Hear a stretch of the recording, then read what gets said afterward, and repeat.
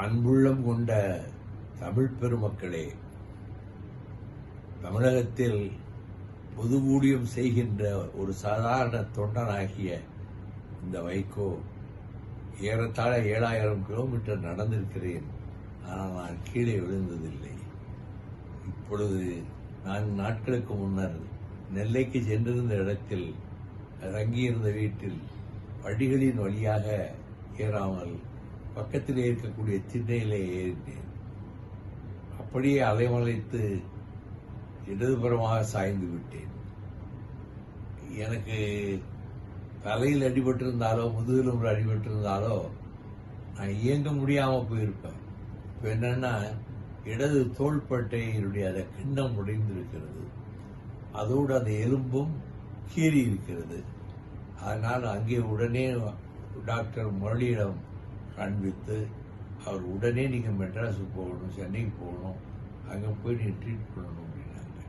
நான் போய் டாக்டர் தனியாக சேர்ந்துக்கிட்டு யோசனை கேட்டேன்.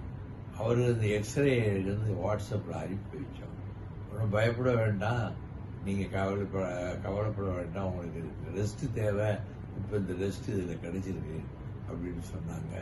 எனக்கு அநேகமாக ஒருவேளை நாளைக்கே அறுவை சிகிச்சை நடைபெற்று அந்த கிண்ணம் தோள்பட்டையிலிருந்து விலகி இருக்கிறது அல்லவா, அதை திரும்ப பொருத்திவிட்டு அதோடு சேர்ந்து எலும்பும் ஒரு 2 சென்டிமீட்டர் உடைந்திருக்கிறது, அதுக்கும் சேர்த்து நாளைக்கு அறுவை சிகிச்சை செய்யலாம் என்று டாக்டர்கள் இங்கே திட்டமிட்டிருக்கிறார்கள் அப்பல்லோ மருத்துவமனையிலே.